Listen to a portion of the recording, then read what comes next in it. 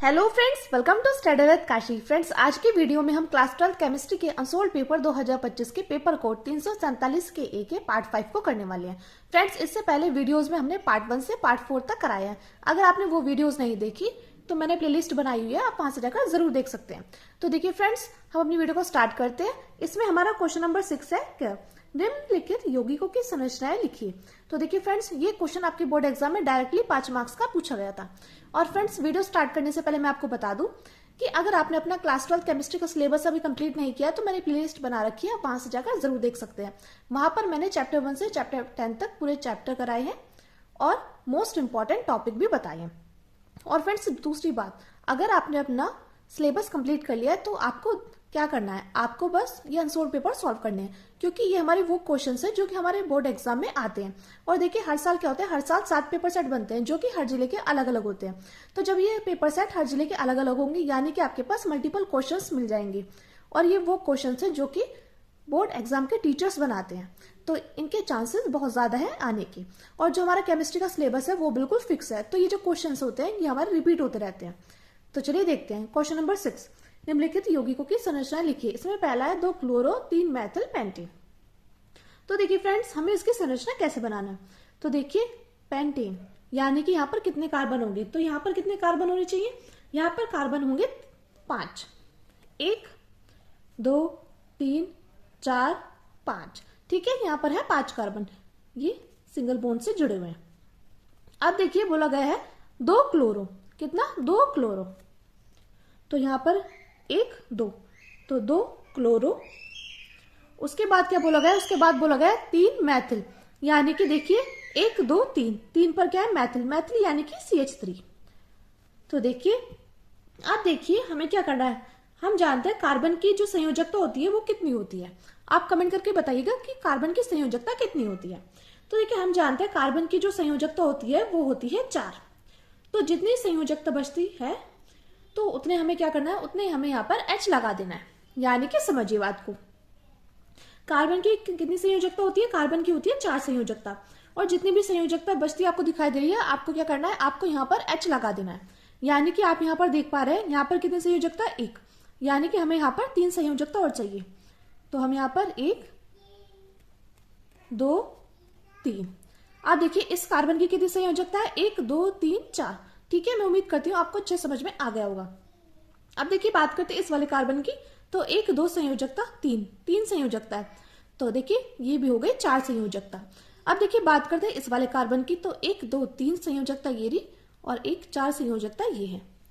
अब देखिए, बात करते हैं हम इस वाले कार्बन की, तो देखिए यहाँ पे क्या है, 1 2 संयोजकता है, तो हमें 2 और चाहिए, तो हम यहाँ पर H लगा देते हैं। अब देखिए, बात करते हैं इस वाले कार्बन की, तो यहाँ पर सिर्फ हमें 1 संयोजकता दिखाई दे रही है, यानी कि हमें यहाँ पर 3 संयोजकता और चाहिए, 1 2 3।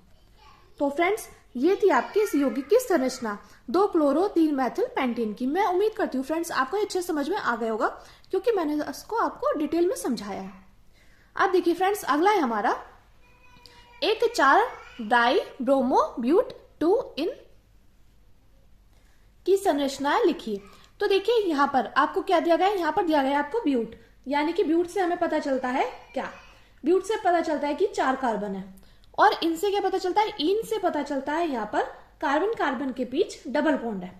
तो देखिए क्या है, यहाँ पर है ब्यूट, तो यहाँ पर यानी कि कितने कार्बन हो, कार्बन होंगे 4, 1 2 3 4। तो ब्यूट से कितने कार्बन है, 4 कार्बन है। लेकिन देखिए, इनसे क्या पता चला है, इनसे पता चला है यानी कि डबल बॉन्ड है। तो देखिए, यानी कि यहाँ पर दिखा है 2 इन, यानी कि यहाँ पर डबल बॉन्ड होगा। ठीक है, अब आगे देखिए, यहाँ पर लिखा है 1 4 डाई ब्रोमो ब्यूट, यानी कि 1 और 4 पर क्या होंगे, 1 और 4 पर होंगे Br, क्योंकि डाई यानी कि 2 और ब्रोमो यानी कि Br।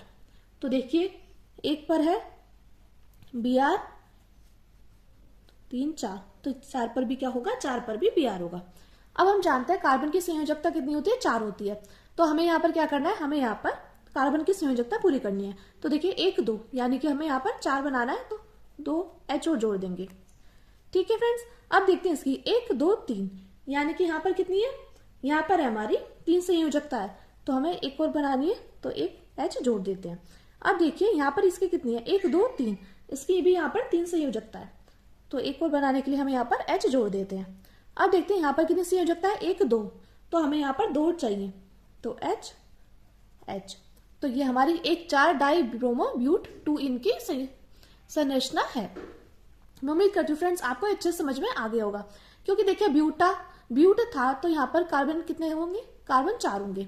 और बात करें 2 इन, यानी कि 2 पर क्या है, डबल बॉन्ड है, तो यहाँ पर देखिए यहाँ पर 2 पर क्या था, डबल बॉन्ड था, और लिखा था 1 4 डाई ब्रोमो, तो 1 और 4 पर क्या था, ब्रोमो डाई यानी कि Br, तो 1 और 4 पर डाई ब्रोमो ब्यूट था, तो 1 और 4 पर Br, 1 पर Br और इस 4 पर भी Br था।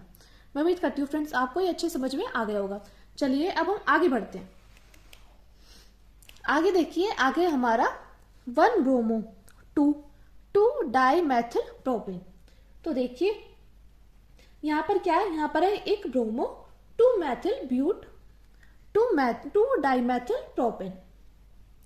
तो यहाँ पर देखिए प्रोप से आप समझ पा रहे हैं, प्रोप से कितने कार्बन होंगे, प्रोप से यहाँ पर 3 कार्बन होंगे, प्रोप से कितने कार्बन होंगे, 3 कार्बन, 1 2 3, ठीक है। और प्रोपेन लिखा है, यानी कि इन से आप समझ पा रहे हैं कार्बन कार्बन सिंगल बॉन्ड से जुड़े हैं। क्या लिखा है कि कार्बन कार्बन सिंगल बॉन्ड से जुड़े हैं। और लिखा है यहाँ पर 2 2 डाई मैथिल लिखा है, यानी कि 2 पर क्या होना चाहिए, 2 पर मैथिल होना चाहिए। यहाँ पर लिखा है ना 2 2 डाई मैथिल, यानी कि 2 पर क्या होगा, 2 पर यानी कि 2 मैथिल होंगे, मैथिल यानी कि CH3 यहाँ पर भी और CH3 यहाँ पर भी। और क्या लिखा है, और लिखा है 1 ब्रोमो, यानी कि 1 पर क्या है, 1 पर Br होना चाहिए, तो यहाँ पर Br मान लीजिए। अब हम यहाँ पर क्या करेंगे, हम यहाँ पर इसकी संयोजकता काउंट करेंगे, तो 1 2 3, ठीक है। यहाँ पर देखिए इस वाले कार्बन की कितनी संयोजकता है, 1 2, यानी कि यहाँ पर 2 बनाना है, तो यहाँ पर H जोड़ देते हैं और यहाँ पर H जोड़ देते हैं, ठीक है। कितनी संयोजकता होगी, 1 2 3 4। अब यहाँ पर देखिए इस कार्बन की 1 2 3 4, तो इस कार्बन की हमारी पूरी संयोजकता है। अब देखिए बात करते हैं तीसरे कार्बन की, तो यहाँ पर सिर्फ एक संयोजकता है, यानी कि हमें यहाँ पर 3 संयोजकता और चाहिए, तो देखिए हो जाएगा H H H। तो फ्रेंड्स मैं उम्मीद करती हूँ आपको अच्छे समझ में आ गया होगा, 1 ब्रोमो 2 डाई मैथिल प्रोपेन। अब चलते हैं आगे देखिए लिखा है 1 ब्रोमो 2 मैथिल ब्यूट 2 इन। तो इसमें बताइए इसमें इस यौगिक की संरचना क्या होगी। तो देखिए यहाँ पे लिखा है 1 ब्रोमो 2 मैथिल ब्यूट 2 इन, यानी कि आप यहाँ पर देख पा रहे हैं ब्यूट यानी कि कितने कार्बन होने चाहिए, यहाँ पर कार्बन होंगे 4, तो 4 कार्बन 2 3 4, ठीक है। और देखिए 2 पर क्या है, इन, यानी कि आप यहाँ पर समझ पा रहे हैं यहाँ पर क्या है, 2 पर डबल बॉन्ड है, तो यहाँ पर हमने 2 पर डबल बॉन्ड बना दिया, बाकी पर क्या है, बाकी पर सिंगल बॉन्ड है। अब देखिए यहाँ पर लिखा है 2 मैथिल, यानी कि 2 पे क्या है, मैथिल है, तो देखिए ये है CH3 3 4, 2 पर क्या है, CH3, ठीक है। अब हमें क्या करना है, यहाँ पे हमें यहाँ पर इसकी संयोजकता करनी है। तो देखिए यहाँ पर कार्बन की जो संयोजकता यहाँ पर 1 दिखाई दे रही है, तो हमें यहाँ पर 4 संयोजकता बनानी है, क्योंकि कार्बन की जो संयोजकता होती है वो होती है 4। तो इसके लिए हमें क्या करना पड़ेगा, हाइड्रोजन जोड़ना पड़ेगा। तो यहाँ पर इस कार्बन की संयोजकता कितनी है, 1 2 3 4। अब देखते हैं इस कार्बन की कितनी संयोजकता है, 1 2 3 4, तो ये संयोजकता पूरी है। और देखते हैं इस वाले कार्बन की, तो 1 2 3, यानी कि एक संयोजकता और चाहिए, तो हम यहाँ पर हाइड्रोजन जोड़ देते हैं। और देखते हैं इस वाले कार्बन की क्या संयोजकता होगी, 1 2 सॉरी यहाँ हाइड्रोजन जोड़ेंगे 3 और 1 4, तो ये हमारे इस यौगिक की संरचना है। अब देखिए फ्रेंड्स हमारा अगला क्वेश्चन है, तो अगला क्वेश्चन है हमारा 1 क्लोरो 2 मैथिल बेंजीन, यानी कि हमें यहाँ पर क्या बनाना है, यहाँ पर हमें बेंजीन रिंग बनानी है, ठीक है। तो ये क्या है, ये हो गई हमारी बेंजीन रिंग। और हम जानते हैं बेंजीन का जो फॉर्मूला होता है वो क्या होता है, वो होता है C6H6, यानी इस पर कार्बन भी 6 होते हैं, कार्बन के साथ हाइड्रोजन भी 6 ही जुड़े होते हैं। तो देखिए यहाँ पर ये देखिए, अब देखिए यहाँ पर वो लगा है 1 क्लोरो और 2 पे क्या है, 2 पर मैथिल है, किस पर, बेंजीन पर। तो हमने यहाँ पर बेंजीन रिंग बना दी। तो 1 पर क्या था, 1 पर था क्लोरो और दूसरे पर था मैथिल, यानी कि दूसरे पर CH3 और 1 पर था Cl। तो देखिए 3 4 5 6, तो यानी कि इस पर क्या है, इस पर है क्लोरो यानी कि Cl, तो एक पर Cl और देखिए 2 पर मैथिल, यानी कि इस पर क्या हो जाएगा, इस पर हो जाएगा CH3। यानी कि आप इसको चाहो तो इस प्रकार भी लिख सकते हैं। ये रही हमारी बेंजीन, ये मैंने सिर्फ आपको समझाने के लिए बताया था। तो देखिए आप इसको इस प्रकार लिख सकते हैं Cl, यानी कि एक पर क्या है क्लोरो और 2 पर क्या है, 2 पर है मैथिल, और बेंजीन हमारे आपको दिखाई दे रहा है। अब देखिए फ्रेंड्स हमारा अगला क्वेश्चन है, और देखिए ये वाला जो क्वेश्चन है, ये क्वेश्चन आपसे अथवा करके पूछा गया है। अब देखिए ये रहा आपका अनसोल्ड पेपर। तो देखिए इसमें आप देख पा रहे हैं क्वेश्चन नंबर 6। इसमें देखिए हमने क्या पार्ट कंप्लीट कर लिया। उसके बाद देखिए अथवा में हमसे पूछा गया है ये वाला क्वेश्चन, यानी कि आपके बोर्ड एग्जाम में अगर अथवा करके क्वेश्चन आए, या तो आपको ये करना होगा या आपको ये करना होगा। और आप ये यहाँ पर देख पा रहे हैं ये कितने नंबर का पूछा गया था, ये डायरेक्टली 5 मार्क्स का पूछा गया था, और यहाँ पर भी ये डायरेक्टली 5 मार्क्स का पूछा गया है। तो अगर आप इसका स्क्रीनशॉट लेना चाहते हैं तो आप इसका स्क्रीनशॉट ले सकते हैं। तो देखिए ये हमारा क्वेश्चन। अब हम इसके अथवा वाले पार्ट को सॉल्व करते हैं। तो चलिए आगे बढ़ते हैं। तो यहाँ पर देखिए अथवा करके जो हमारा क्वेश्चन दिया गया था, निम्न अभिक्रियाओं के उत्पाद लिखिए, और क्वेश्चन है हमारा ये में HBr, इसकी जो अभिक्रिया HBr के साथ कराने पर हमारा क्या उत्पाद बनकर तैयार होगा। और फ्रेंड्स एक बात और देखिए, जो इधर की साइड होता है उसको क्या बोलते हैं, उसको बोलते हैं अभिक्रिया, और जो इधर की साइड होगा यानी कि राइट हैंड साइड, वो होगा उत्पाद। तो देखिए ये हमें स्ट्रक्चर दिया हुआ है। तो देखिए स्ट्रक्चर किस प्रकार है, ये स्ट्रक्चर कुछ इस प्रकार है, ठीक है। ये स्ट्रक्चर आपको कुछ इस प्रकार दिखाई दे रहा है। यहां पर देखिए ये इस प्रकार जुड़ा हुआ है, ठीक है। और ये कंपाउंड क्या है, इसके साथ क्या है, डबल बॉन्ड में, और ये कुछ इस प्रकार जुड़ा हुआ है आपके साथ। देखिए इस कंपाउंड के साथ ये इस प्रकार जुड़ा हुआ है प्लस HBr, ठीक है। हमें ये दिया गया है। तो देखिए यहां पर मैं आपको समझाने के लिए बता दूं कि ये क्या है, यहां पर भी कार्बन है और यहां पर भी कार्बन मान लीजिए। तो यानी कि कार्बन डबल बॉन्ड कार्बन, तो ये क्या होगा, ये हो जाएगा एल्कीन। क्या हो जाएगा, ये alkene. Carbon double bond carbon, ये क्या होगा, ये हो जाएगा एल्कीन। अब देखिए यहां पर ये क्या है, ये है बेंजीन। हम चाहें तो इसको लिख सकते हैं फेनिल। क्या लिख सकते हैं, इसको लिख सकते हैं फेनिल, यानी कि पीएच लिख सकते हैं। और देखिए ये क्या था, यहां पर था एक H, यानी कि हाइड्रोजन, ठीक है। ये कुछ इस प्रकार है, और ये क्या है, ये इस प्रकार है जुड़ा हुआ है, और ये इससे इस प्रकार जुड़ा हुआ है। यानी कि आप देखिए ये संरचना इस प्रकार थी, और देखिए मैंने आपको समझाने के लिए बताया, इसको हम फेनिल मान लेते हैं। और ये कार्बन डबल बॉन्ड कार्बन, यानी कि कार्बन के साथ डबल बॉन्ड कार्बन हो, तो ये क्या होगा, ये हो जाएगा एल्कीन। अब आगे देखिए आगे क्या दिया गया है, आगे दिया गया है हमसे HBr के साथ इसकी क्रिया करानी है, तो हमारा क्या बनकर तैयार हो जाएगा। तो आपको ये जानना जरूरी है कि जो एल्कीन हमारे पास है वो सम्मित एल्कीन है या असम्मित एल्कीन है। यानी कि आपको पता होना चाहिए जो हमारे पास ये एल्कीन दिया गया है वो सम्मित एल्कीन है या सिर्फ हमारे पास असम्मित एल्कीन है। तो देखिए ये जैसे जब डबल बॉन्ड से जुड़े हुए कार्बन पर समान परमाणु नहीं होते तो उसे असम्मित एल्कीन कहते हैं। यानी कि देखिए यहाँ पर क्या है, यहाँ पर कार्बन के साथ डबल बॉन्ड कार्बन है। तो देखिए जब डबल बॉन्ड से जुड़े हुए कार्बन पर समान परमाणु नहीं होते तो उसे असम्मित एल्कीन कहते हैं। यानी कि यहाँ पर देखिए यहाँ हाइड्रोजन जुड़े हुए हैं इसके साथ, और इसके साथ सिर्फ एक हाइड्रोजन है और ये एल्कीन, यानी कि हम इसको काउंट करेंगे। तो देखिए ये जो हमारा कहलाएगा वो कहलाएगा असम्मित एल्कीन। क्या कहलाएगा, ये कहलाएगा हमारा असम्मित एल्कीन, ठीक है फ्रेंड्स। और देखिए बात करें सम्मित एल्कीन की, तो सम्मित एल्कीन क्या होता है, जब डबल बॉन्ड से जुड़े हुए कार्बन पर समान परमाणु होता है, यानी कि यहाँ पर भी हाइड्रोजन, यहाँ पर भी हाइड्रोजन, और इसी प्रकार यहाँ पर भी हाइड्रोजन और यहाँ पर भी हाइड्रोजन, यानी कि दोनों क्या होंगे, अगर जब डबल बॉन्ड से जुड़े हुए कार्बन पर समान परमाणु होते हैं तो उसे कहते हैं सम्मित एल्कीन। तो देखिए जब असम्मित एल्कीन हो और आप HBr से योग करना चाहते हो तो नियम कौन सा लगेगा, नियम लगेगा मार्कोनिकॉफ का। कौन सा नियम लगेगा, मार्कोनिकॉफ का नियम लगेगा। और यहाँ पर हम देख पा रहे हैं H क्या है, हाइड्रोजन क्या है, हाइड्रोजन है प्लस में, और Br क्या है, Br है नेगेटिव में। तो देखिए यहाँ पर हमारा मार्कोनिकॉफ का रूल लगेगा। तो यहाँ पर असम्मित एल्कीन है, तो जब आपके पास असम्मित एल्कीन हो और आप HBr के साथ योग करना चाहते हो तो नियम लगेगा मार्कोनिकॉफ का। यानी कि Br जो है, ये जो Br है नेगेटिव, ये जो Br पर नेगेटिव चार्ज है, ये डबल बॉन्ड के उस कार्बन से जुड़ेगा जिस पर हाइड्रोजन की संख्या क्या है, कम है। तो यहाँ पर आपको दिखाई दे रहा है किसके साथ हाइड्रोजन की संख्या कम है, तो यहाँ पर जो Br लगेगा वो लगेगा इसके साथ, क्योंकि यहाँ पर जो हाइड्रोजन की संख्या है वो क्या है, वो कम है। यानी कि ये हमारा क्या हो जाएगा, ये हमारा कुछ इस प्रकार हो जाएगा। ये देखिए आपको यहाँ पर दिखाई दे रहा है, ये हो जाएगा इस प्रकार। यहाँ पर था, यहाँ पर ये H और ये Br के चले जाएगा, Br चले जाएगा इसके साथ, और देखिए ये हो जाएगा कुछ इस प्रकार से,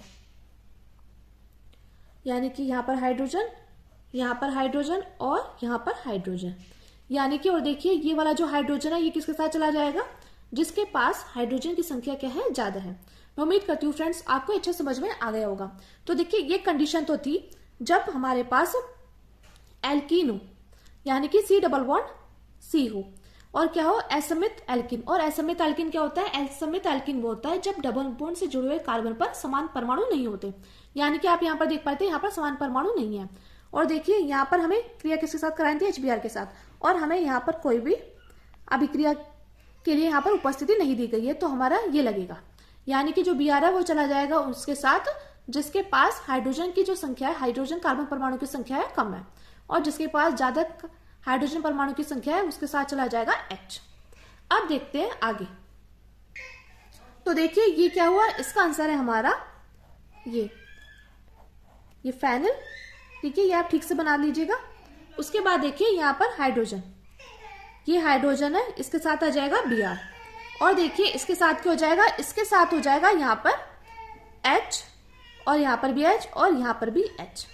अब देखिए फ्रेंड्स हमारा अगला क्वेश्चन है, ये देखिए बेंजीन रिंग पर CH2 single bond CH double bond CH2 plus HBr, और यहाँ पर जो हमें दिया हुआ है, यहाँ पर दिया गया पर ऑक्साइड। क्या दिया हुआ है फ्रेंड्स, यहाँ पर दिया हुआ है पर ऑक्साइड।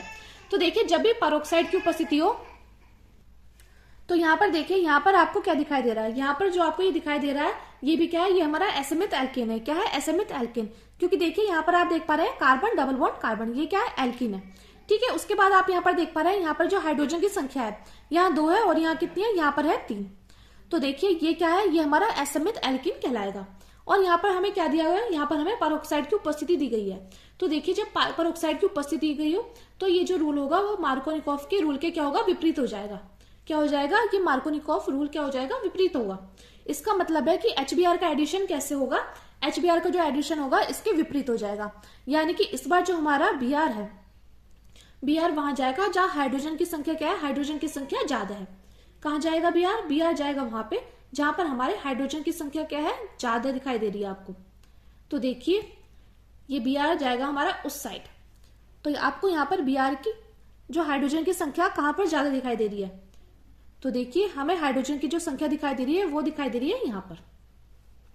तो ये हो जाएगा कुछ इस प्रकार, ये फेनिल, इसको बेंजीन में बोल सकते हैं, और फेनिल भी। ठीक है, ये ऐसा कैसे, और देखिए ये जो Br है ये किसके साथ चला जाएगा, इसके साथ, और ये जो H है ये किसके साथ चला जाएगा, इसके साथ, क्योंकि यहाँ पर देखिए 1 2 3 4, तो यहाँ पर देखिए आ जाएगा यहाँ पर CH2 CH और यहाँ पर CH2 और ये आ जाएगा Br। मैं उम्मीद करती हूँ फ्रेंड्स आपको अच्छे समझ में आ गया होगा। देखिए मैं आपको यहाँ पर बना के दिखा दूं, ये इस प्रकार था, CH2 CH CH2 Br, तो ये इस प्रकार यहाँ पर आ गया है। मैं उम्मीद करती हूँ फ्रेंड्स आपको अच्छे समझ में आ गया होगा। देखिए ये क्वेश्चन बिल्कुल इसकी तरह होता, लेकिन यहाँ पर हमें परऑक्साइड की उपस्थिति देगी, तो परऑक्साइड की जब उपस्थिति दी गई तो मार्कोनिकॉफ रूल क्या हो जाएगा, विपरीत हो जाएगा, यानी कि जो इस बार Br है वो कहाँ चला जाएगा, वो उस तरफ चला जाएगा जहां पर हाइड्रोजन ज्यादा हो, और H वहां जाएगा जहां पर हाइड्रोजन की संख्या क्या हो, कम हो। अब देखिए अगला है हमारा PH, यानी कि phenyl H C double bond H CH3, यानी कि यहाँ पर भी क्या है, यहाँ पर भी परऑक्साइड है, यानी कि ये बिल्कुल इसकी तरह दिखाई दे रहा है आपको। तो ये भी हमारा क्या है, ये भी हमारा असमित एल्कीन है। तो यहाँ पर भी जो Br है वो कहाँ जाएगा, Br हमारा उस तरफ जाएगा जहां पर हाइड्रोजन परमाणु की संख्या क्या हो, ज्यादा हो। तो आपको यहाँ पर कहाँ पर ज्यादा दिखाई दे रही है, तो हमें यहाँ पर ज्यादा दिखाई दे रही है क्योंकि यहाँ पर परऑक्साइड की उपस्थिति है। तो ये हो जाएगा हमारा PH और यहाँ पर H, तो PH C और यहाँ पर आ जाएगा H, यहाँ पर C, यहाँ पर आ जाएगा H, यहाँ पर Br आ जाएगा और यहाँ पर आ जाएगा हमारा CH3। मैं उम्मीद करती हूँ फ्रेंड्स आपको इतना अच्छे समझ में आ गया होगा।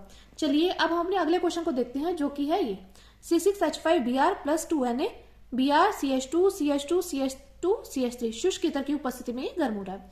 यानी कि आपको यहाँ पर कुछ दिखाई दे रहा है, यहाँ पर आपको दिखाई दे रहा है ये जो रिएक्शन है वो कैसी दिखाई दे रही है, वो दिखाई दे रही है वुड टच फिटिंग अभिक्रिया की। कैसी अभिक्रिया दिखाई दे रही है, यहाँ पर हमें अभिक्रिया जो दिखाई दे रही है वो दिखाई दे रही है वुड टच फिटिंग अभिक्रिया की। यानी कि ये है ब्रोमोबेंजीन, यानी कि ये क्या है, ये हमारा एरिल हैलाइड हो गया। बेंजीन रिंग पर Br तो एरिल हैलाइड, और ये सोडियम के साथ क्रिया करा रहे हैं, और ये क्या है, ये हमारा एल्किल हैलाइड है। तो जब एरिल हैलाइड और एल्किल हैलाइड की सोडियम के साथ शुष्क ईथर की उपस्थिति में क्रिया कराते हैं तो हमारा क्या बनकर आ जाएगा, तो देखिए, और यहां से क्या निकल जाएगा, यहां से निकल जाएगा हमारा 2NaBr। तो हमारी वुड टच फिटिंग अभिक्रिया दिखाई दे रही है। तो देखिए C6H5, ठीक है। उसके बाद देखिए यहाँ पर CH2CH3, तो हमारा ये बनकर तैयार हो रहा है। अब देखिए फ्रेंड्स, हमारा अगला क्वेश्चन है बेंजीन रिंग पर, यहाँ पर NH2 है, किसकी उपस्थिति में क्रिया हो रही है, NaNO2 प्लस HX और 273 से 278 केल्विन ताप पर। तो ये जो अभिक्रिया आपको दिखाई दे रही है, ये आपको रिएक्शन जो दिखाई दे रही है वो कैसी है, वो है डाइएजोनीकरण अभिक्रिया। इसमें क्या होता है, इसमें एनिलीन जो है वो डाइजोनियम क्लोराइड में परिवर्तित हो जाता है, यानी कि डाइजोनियम में क्या हो जाता है, परिवर्तित हो जाता है। यानी कि यहाँ पर क्या आ जाएगा, HCl की जगह क्या, यहाँ पर क्या आ जाएगा, 2HCl लिखेंगे। अगर यहाँ पर 2HCl लिखेंगे तब हमारा क्या आएगा, तो देखिए यहाँ पर आ जाएगा एक तो हमारा बेंजीन रिंग पर N2X, बेंजीन रिंग पर N2X, यहाँ पर N2X, और क्या जाएगा, और आ जाएगा प्लस NaX, और हमारा जल आ जाएगा प्लस 2H2O। तो देखिए ये जो रिएक्शन आपको दिखाई दे रही है, ये कैसी रिएक्शन है, डाइएजोनीकरण अभिक्रिया। इसमें सोडियम नाइट्रेट किसके साथ होता है, HCl के साथ होता है, और इतने टेम्परेचर पर क्या बनाएगा, यहाँ पे बेंजीन रिंग पर N2X और NaX और जल बनकर तैयार हो जाएगा। अब देखिए फ्रेंड्स, हमारा अगला क्वेश्चन है, और फ्रेंड्स आपको ये जो क्वेश्चंस दिखाई दे रहे होंगे आपको लग रहा होगा कि मैम बहुत ज्यादा डीपली में समझा रही है, यानी कि बहुत लेंथी हो रहा है। तो देखिए फ्रेंड्स, ये क्वेश्चंस हमारे बोर्ड एग्जाम में 5 मार्क्स के पूछे जाते हैं। तो जब 5 मार्क्स के पूछे गए हैं तो आपको एकदम डीपली समझना होगा, यानी कि किसकी क्रिया किससे करने पर क्या कंपाउंड बनकर तैयार हुआ है, तभी हमें पूरे में से पूरे मार्क्स मिलेंगे। तो देखिए फ्रेंड्स, अब हम क्या करने वाले हैं, अब हम 6 क्वेश्चन करने वाले हैं। तो 6 क्वेश्चन में भी आपको एक क्वेश्चन ये दिया गया है, एक क्वेश्चन और दिया गया है, उसमें आपसे पूछा गया है अथवा करके, यानी कि आपको या तो इसका आंसर देना होगा या उसका आंसर देना होगा, और डायरेक्टली 5 मार्क्स का क्वेश्चन पूछा गया है। तो मैं आपको दिखा देती हूँ अनसोल्ड में। देखिए ये क्वेश्चन पूछा गया है ख करके, निर्जलीकरण अभिक्रिया से आपके समझते हैं अल्कोहल की निर्जलीकरण अभिक्रिया की क्रियाविधि समझाइए। तो ये क्वेश्चन आपसे 2+3 यानी कि 2 मार्क्स का निर्जलीकरण अभिक्रिया की परिभाषा और उसकी रिएक्शन, और दूसरा 3 नंबर का अल्कोहल की निर्जलीकरण अभिक्रिया की क्रियाविधि, यानी कि 5 मार्क्स का क्वेश्चन पूछा गया है। अब देखिए अगला क्वेश्चन है, निम्नलिखित अभिक्रियाओं को उदाहरण से समझाइए। तो पहली है कॉल्बी अभिक्रिया, दूसरी है राइमर्टिमन अभिक्रिया जिसको हम रिमर्टिमन अभिक्रिया बोलते हैं, और तीसरी हमसे पूछी गई थी विलियमसन ईथर संश्लेषण अभिक्रिया। तो देखते हैं, सबसे पहले हम करेंगे निर्जलीकरण अभिक्रिया से आपके समझते हैं अल्कोहल की निर्जलीकरण अभिक्रिया की क्रियाविधि समझाइए, जो कि हमसे 5 मार्क्स का पूछा गया था। और फ्रेंड्स एक बात, तो जब आपसे 5 मार्क्स का क्वेश्चन पूछा गया है तो देखिए आपको ऐसे नहीं है कि आपको पेज भर के आने हैं, आपको पॉइंट टू पॉइंट आंसर लिख कर आना है बोर्ड एग्जाम में। तो देखते हैं इसका आंसर क्या है। तो देखिए यहाँ पर बोला गया निर्जलीकरण अभिक्रिया से आपके समझते हैं अल्कोहल की निर्जलीकरण अभिक्रिया की क्रियाविधि समझाइए। तो बात करते हैं निर्जलीकरण। तो जब एसिटिक अम्ल के 2 अणु को P2O5 की उपस्थिति में गर्म किया जाता है तो एसिटिक एनहाइड्राइड बनता है। तो इस अभिक्रिया को निर्जलीकरण कहते हैं। फिर से देखते हैं निर्जलीकरण क्या है। जब एसिटिक अम्ल के 2 अणु को P2O5 की उपस्थिति में गर्म किया जाता है तो एसिटिक एनहाइड्राइड बनता है। तो इस अभिक्रिया को निर्जलीकरण कहते हैं। यानी कि एग्जाम्पल के माध्यम से समझिएगा। यहाँ पर हम एग्जाम्पल लिख लेते हैं। तो देखिए एसिटिक अम्ल, तो हम जानते हैं एसिटिक अम्ल का फॉर्मूला क्या होता है, CH3COOH, और हमें यहाँ पर क्या लिया गया, एसिटिक अम्ल के 2 अणु, यानी कि हमने यहाँ पर 2 अणु लिए हैं एसिटिक अम्ल के। किसके साथ क्रिया कराइए, P2O5 की उपस्थिति में हमने इसको गर्म किया। तो P2O5 की उपस्थिति में हमने इसको गर्म किया है तो हमारा क्या बनकर आ गया, एसिटिक एनहाइड्राइड, यानी कि CH3CO की ट्वाइस। तो ये हमारा क्या बनकर आया, ये आया एसिटिक एनहाइड्राइड, एसिटिक एनहाइड्राइड, और इसमें क्या निकलता है, इसमें निकल रहा है जल, यानी कि H2O। तो फ्रेंड्स एक बात और आपको शॉर्ट फॉर्म में समझा दूं कि निर्जलीकरण क्या होता है। निर्जलीकरण होता है यानी कि जल का निकलना। क्या होता है निर्जलीकरण, निर्जलीकरण होगा जल का निकलना। तो यहाँ पर क्या होता है, जब एसिटिक अम्ल के 2 अणु की P2O5 की उपस्थिति में गर्म किया जाता है तो एसिटिक एनहाइड्राइड बनता है। तो इस अभिक्रिया को निर्जलीकरण कहते हैं। अब देखते हैं अल्कोहल का निर्जलीकरण, जो कि आपसे 3 मार्क्स का पूछा गया है। तो देखिए अल्कोहल का निर्जलीकरण सांद्र सल्फ्यूरिक अम्ल की उपस्थिति में यानी कि सांद्र H2SO4 की उपस्थिति में 443 केल्विन ताप पर एथिल अल्कोहल को गर्म करने पर एथिलीन प्राप्त होता है। क्या प्राप्त होगा? यहाँ पर एथिल अल्कोहल को गर्म करने पर एथिलीन प्राप्त होता है। सांद्र सल्फ्यूरिक अम्ल की उपस्थिति में 443 केल्विन ताप पर एथिल अल्कोहल को गर्म करने पर एथिलीन प्राप्त होता है। यानी कि उदाहरण देखिए, यहाँ पर हम लेंगे एथिल अल्कोहल यानी कि C2H5OH। ठीक है, इसकी जो हम क्रिया कराएंगे किसकी उपस्थिति में कराएंगे? एक तो हम सांद्र H2SO4 की उपस्थिति में कराएंगे, सांद्र सल्फ्यूरिक अम्ल की उपस्थिति में इसकी क्रिया कराएंगे। और टेम्परेचर क्या होगा? टेम्परेचर होगा 443 के पर हमें गर्म करना है। तो हमारा यहाँ क्या बनकर आ जाएगा? हमारा बनकर आ जाएगा एथिलीन यानी कि C2H4 इस प्रकार लिख लीजिए, या लिख लीजिए CH डबल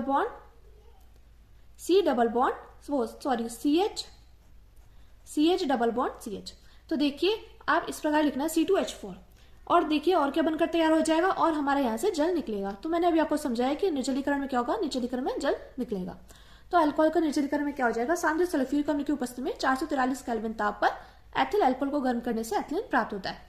तो फ्रेंड्स ये था हमारा अल्कोहल का निर्जलीकरण की परिभाषा। अब देखते हैं हमारा अगला क्वेश्चन था निम्नलिखित अभिक्रियाओं को उदाहरण सहित समझाइए, जिसमें हमसे अभिक्रिया पूछी गई थी कॉल्बे अभिक्रिया, रायमर-टीमन अभिक्रिया, विलियमसन ईथर संश्लेषण, जो कि 5 मार्क्स की पूछी गई थी। तो देखते हैं कॉल्बे अभिक्रिया में क्या बनकर तैयार होता है।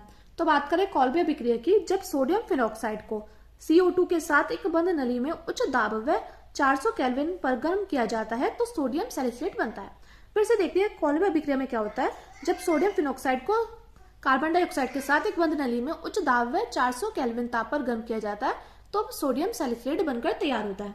यानी कि हमें यहाँ पर क्या लेना है? हमें लेना है सोडियम फिनॉक्साइड को। सोडियम फिनॉक्साइड क्या होता है? सोडियम फिनॉक्साइड होता है बेंजीन रिंग पर ONA। ये क्या होगा? ये होगा हमारा सोडियम फिनॉक्साइड बेंजीन रिंग पर ONA, इसको बोलते हैं सोडियम फिनॉक्साइड। अब किसके साथ क्रिया करानी है? कार्बन डाइऑक्साइड गैस के साथ क्रिया करानी है। कितने टेम्परेचर पर? तो 125 डिग्री सेल्सियस ताप पर, 125 डिग्री सेल्सियस ताप पर। तो हमारा यहाँ पर क्या बनकर आ जाएगा? हमारा यहाँ बनकर आ जाएगा सोडियम सैलिसिलेट। हमारे यहाँ पर बनकर आता है सोडियम सैलिसिलेट, सोडियम OH और यहाँ पर आ जाएगा COONA। अब देखिए आप यहाँ पर सोच रहे होंगे यहाँ पर है COO यानी कि CO2 है, COO है। ठीक है, तो यहाँ पर तो आ गया COONA। ये देखिए बेंजीन थोड़ी ठीक से नहीं बन रही, आप चाहे तो इसको ठीक से बना लीजिएगा। ठीक है, COO। अब ये Na इसके साथ आ गया। ठीक है, यहाँ पर O ऐसा कैसे रह गया, और आप सोचोगे H कहाँ से आ गया। तो देखिए बेंजीन पर क्या होता है? हर कॉर्नर पर कार्बन होता है और हर कार्बन के साथ क्या होता है? हाइड्रोजन जुड़ा होता है। तो यही वही हाइड्रोजन है। तो ये क्या बनकर आया? ये बनकर आया सोडियम सैलिसिलेट, सोडियम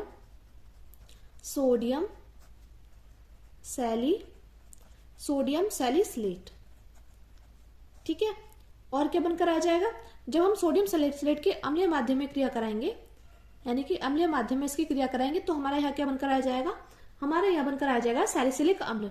यानी कि देखिए बेंजीन रिंग पर, ये हमारे बेंजीन रिंग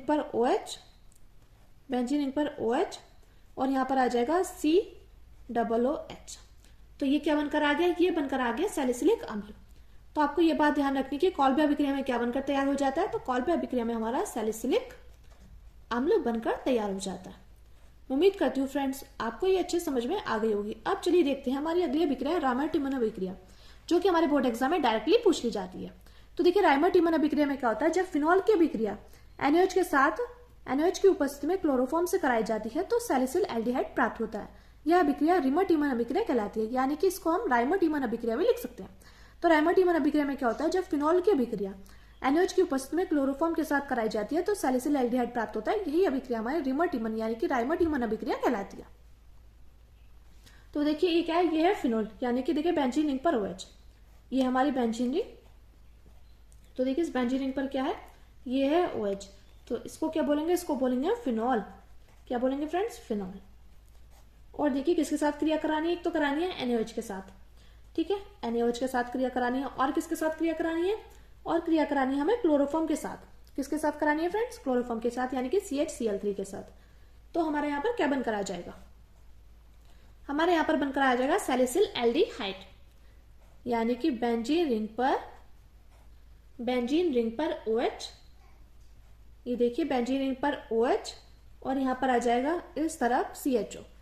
तो इसको क्या बोलेंगे, इसको बोलेंगे हम सैलिसिल एल्डिहाइड। और फ्रेंड्स एक बात हो, जैसे देखिए कंपाउंड बनकर तैयार हो रहे हैं तो आपको इसके नीचे नाम जरूर मेंशन करने हैं, क्योंकि तभी आपको पूरे में से पूरे मार्क्स मिल पाएंगे। तो सैलिसिल एल्डिहाइड, सैलिसिल एल्डिहाइड बनकर तैयार होगा और हमारा क्या बनकर तैयार होगा। तो देखिए यहाँ पर हम देख पा रहे हैं ये OH ऐसा कैसी है, ये CHO। अब देखिए क्या बचता है, एक तो बचता है हमारा Na, एक बचता है Cl। तो देखिए हमें क्या करना पड़ेगा, यहाँ पर Cl है 3, तो हमें अपनी समीकरण को संतुलित करने के लिए यहाँ पर Na के साथ 3 करना पड़ेगा।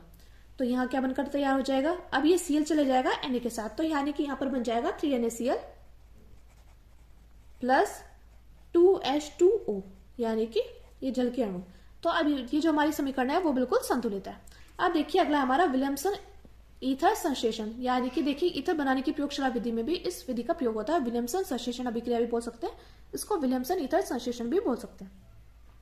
तो देखते हैं इसमें क्या होता है। सोडियम एथोक्साइड की अभिक्रिया एथिल आयोडाइड से कराने पर डाई एथिल ईथर बनता है। यह अभिक्रिया विलियमसन ईथर संश्लेषण अभिक्रिया कहलाती है। यानी कि देखिए सोडियम एथोक्साइड यानी कि C2H5ONa, तो ये क्या है, ये हमारा सोडियम एथोक्साइड है। किसके साथ क्रिया करानी है, एथिल आयोडाइड के साथ। तो C2H5I के साथ क्रिया करानी है, तो हमारा यहाँ क्या बनकर आ जाएगा, हमारा बनकर आ जाएगा डाई एथिल ईथर। तो C2H5O, तो ये हमारा क्या बनकर आया, ये हमारा बनकर आया ईथर। इसको हम डाई एथिल ईथर भी बोल सकते हैं, डाई एथिल ईथर। और हमारा क्या बनकर आ जाएगा, हमारे यहाँ पर बनकर आ जाएगा NaI, यानी कि सोडियम आयोडाइड। उम्मीद करती हूँ फ्रेंड्स आपको अच्छे समझ में आ गया होगा विलियमसन ईथर संश्लेषण। अब चलिए देखते हैं हमारे अगले क्वेश्चन को। अब देखिए हमारा अगला क्वेश्चन है प्रश्न नंबर 7 का क पार्ट। निम्नलिखित यौगिकों के IUPAC नाम लिखिए, जो कि आपके बोर्ड एग्जाम में डायरेक्टली 5 मार्क्स का पूछा गया था। तो देखिए आप इसका स्क्रीनशॉट ले सकते हैं। अब हम इसके आंसर को देखेंगे। तो देखिए हमें इसका IUPAC नाम लिखना है। आपसे यहाँ पर 5 क्वेश्चन पूछे गए थे जो कि 1-1 मार्क्स के थे। तो देखिए बेंजीन रिंग है, यहाँ पर CHO और यहाँ पर है CH3, यानी कि आपको यहाँ पर क्या दिखाई दे रहा है। अगर हम सिर्फ इसको देखें तो यहाँ पर क्या होगा, इसको बोलेंगे हम बेंजाल्डिहाइड। बेंजीन रिंग पर CHO, इसको बोलेंगे बेंजाल्डिहाइड। लेकिन यहाँ पर क्या है, यहाँ पर देखिए CH3 भी है, यानी कि इसको हम कैसे काउंट करेंगे, 1 2। तो देखिए हम इसको इस प्रकार लिख सकते हैं, 2 पर क्या है CH3, तो हम इसको लिखेंगे 2 मैथाइल बेंजाल्डिहाइड,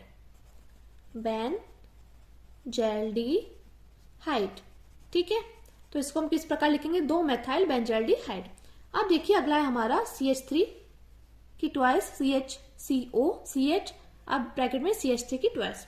तो देखिए हम इसको किस प्रकार लिख सकते हैं, हम इसको कुछ इस प्रकार भी तो लिख सकते हैं। देखिए CH3, क्योंकि यहाँ पर है 2 CH3, ठीक है। इसके बाद हम क्या करेंगे, CH ऐसा कैसे आ जाएगा C। अब देखिए कार्बन ऑक्सीजन के साथ क्या है, डबल बॉन्ड में। देखिए यहाँ पर CH, और इसको हम कुछ इस प्रकार भी तो लिख सकते हैं, क्योंकि हमें यहाँ पर क्या करनी है, हमें यहाँ पर इसकी नेमिंग करनी है, ठीक है। तो देखिए ऐसा कैसी है, C डबल बॉन्ड हो, CH ऐसा कैसी है, और ये, ठीक है। अब हमें इसकी नेमिंग करनी है। तो देखिए 1 2 3 4 5, तो अब हम इसकी नेमिंग करते हैं। तो देखिए आपको क्या दिखाई दे रहा है, 3 नंबर पर क्या है, CO ग्रुप है, यानी कि इसकी जगह क्या आ जाएगा, इसकी जगह आ जाएगा ON, ON। तो देखिए अब देखते हैं 2 पर और 4 पर क्या है, डाई। 2 पर और 4 पर क्या है, डाई। तो हम यह लिखेंगे 2 4 डाई। उसके बाद क्या है, डाई, यानी कि डाई के साथ क्या है, मैथाइल, यानी कि यहाँ पर भी CH3 की ट्वाइस है, यहाँ पर भी CH3 की ट्वाइस, तो इसलिए डाई मैथाइल हो गया, डाई मैथाइल, ठीक है। इसके बाद देखिए आपको यहाँ पर कितने कार्बन दिखाई दे रहे हैं, यहाँ पर आपको जो कार्बन दिखाई दे रहे हैं वो दिखाई दे रहे हैं 1 2 3 4 5, तो इसलिए यहाँ पर क्या हो जाएगा, यहाँ हो जाएगा पेंटेन। उसके बाद देखिए 3 पर क्या है, ओन, तो ये हो जाएगा 3ONe। तो देखिए इसका जो हमारा IUPAC नाम हो जाएगा 2 4 डाई मैथाइल पेंटेन 3 ऑन। उम्मीद करती हूँ फ्रेंड्स आपको अच्छे समझ में आ गया होगा। अब देखिए फ्रेंड्स, हमारा अगला क्वेश्चन है CH3CH ब्रैकेट में CO CH3CH। अब CHO, हमें इसका IUPAC नाम बताना है। तो देखिए हम इसको कुछ इस प्रकार लिख सकते हैं, CH3, इसको CH और इसको हम ऊपर लिख सकते हैं OCH3 और यहाँ पर CHO। तो देखिए यहाँ पर 1, 2 और 3। तो देखिए यहाँ पर OCH3 है तो इसको क्या बोलेंगे, इसको बोलेंगे मेथॉक्सी। और देखिए कितने कार्बन की चेन है, 1, 2, 3, 3 कार्बन की चेन है, 1, 2, 3, 3 कार्बन की चेन है तो प्रॉप। और देखिए सिंगल बॉन्ड है तो ये क्या है, ये है सिंगल बॉन्ड। और यहाँ पर CHO है तो इसके लिए आ जाएगा नल, तो ये हो जाएगा प्रॉप एंड नल। तो यहाँ पर क्या है, 2 पर क्या है, मेथॉक्सी। OCH3 को बोलेंगे मेथॉक्सी, तो 2 मेथॉक्सी। और ये क्या है, कितने कार्बन है, 3 कार्बन है और CHO है तो इसलिए प्रोपेनल, प्रोपेनल। उम्मीद करती हूँ फ्रेंड्स आपको अच्छे समझ में आ गया होगा। अब देखिए बढ़ते हैं आगे। आगे देखिए ये हमारा HOOC, सिंगल बॉन्ड CH2 की 4, सिंगल बॉन्ड COOH। तो देखिए इसको हम कुछ इस प्रकार लिख सकते हैं, यहाँ पर CH2 कितनी है, CH2 है 4, CH2 CH2 CH2, ठीक है। अब देखिए यहाँ पर क्या है, इसके साथ COOH है और इसके साथ भी क्या है, इसके साथ COOH है। कुछ इस प्रकार आपको यहाँ पर दिखाई दे रहा है। अब हम क्या करते हैं, अब हम इसकी नेमिंग कर देते हैं, यानी कि 1, 2, 3, 4, 5, 6, यानी कि यहाँ पर जो कितने कार्बन है, यहाँ पर कार्बन है 6। तो देखिए हमें यहाँ पर दिखा दे रहा है 1 और 6 पर क्या है, COOH ग्रुप है, यानी कि इसकी जगह हम क्या लिख सकते हैं, इसकी जगह हम लिखेंगे ओइक एसिड। क्या लिखेंगे, ओइक एसिड। और यहाँ पर कितने कार्बन है, 6 कार्बन है, तो क्या आ जाएगा, हेक्स। तो यानी कि ये क्या हो जाएगा, ये आ जाएगा हेक्सेन। हेक्सेन कितने पर, 1 पे और 6 पे, 1 6 हेक्सेन 1 पे 6 पे। और डाई और COOH है ना, तो die oic acid, die oic acid. देखिए फिर से देखिए कितने कार्बन है, 6 कार्बन है, इसलिए हेक्स आ जाएगा, ठीक है। और 1 पर और 6 पे क्या है, COOH, तो इसको क्या बोलेंगे, इसको बोलेंगे हम ओइक एसिड। तो देखिए यहाँ पर आ जाएगा हेक्सेन 1 6 डाइओइक एसिड। अब देखिए फ्रेंड्स हमारा लास्ट है ये बेंजीन रिंग पर CH2 COOH। तो देखिए हम इसकी नेमिंग करते हैं, बेंजीन रिंग पर CH2 COOH, यहाँ पर 1 कार्बन, ये 2 कार्बन, ठीक है। तो देखिए ये क्या है, यहाँ पर भी COOH है, यानी कि इसको भी हम बोलेंगे ओइक एसिड। तो ये हो जाएगा हमारा 2 किससे जुड़ा है, बेंजीन रिंग से, यानी कि इसको बोलेंगे फेनिल, फेनिल बोल सकते हैं, 2 फेनिल। उसके बाद कितने कार्बन है, 2, तो एथ, तो ये हो जाएगा एथेनोइक एसिड। मैं उम्मीद करती हूँ फ्रेंड्स आपको अच्छे समझ में आ गए होंगे। तो देखिए आज की वीडियो में हमने क्वेश्चन नंबर 6 का और जो अथवा में क्वेश्चंस थे और खा का जो अथवा में भी क्वेश्चंस थे, 5-5 मार्क्स के क्वेश्चन वो करे हैं, और जो 7 नंबर क्वेश्चन है वो भी हमने कराया IUPAC नाम। तो कल की वीडियो में हम क्या करने वाले हैं, एक बार देख लेते हैं। कल की वीडियो में हम अपने ये क्वेश्चन करने वाले हैं जो कि अथवा में पूछा गया था 7 पार्ट का। तो देखिए ये भी हमसे डायरेक्टली 5 मार्क्स का पूछ लिया गया था। और देखिए यहाँ पर अथवा में हमसे क्वेश्चन पूछा गया था ख पार्ट का, एक ये और ये के। तो कल की वीडियो में हम ये करने वाले हैं। तो कल की वीडियो में हमारा पेपर कोड 347 के 2025 का पूरा सॉल्व हो जाएगा। मैं उम्मीद करती हूँ फ्रेंड्स आपको ये पार्ट 1, पार्ट 2, पार्ट 3 अच्छे से समझ में आ रहे होंगे और आपके इससे बेसिक भी बिल्कुल क्लियर हो रहे होंगे। अगर फ्रेंड्स आपको हमारी वीडियो से थोड़ी भी हेल्प मिल रही है तो प्लीज हमारे चैनल को सब्सक्राइब कीजिएगा और वीडियो को लाइक शेयर कमेंट करना मत भूलिएगा। तो चलिए फ्रेंड्स मिलते हैं नेक्स्ट वीडियो में। Thanks for watching.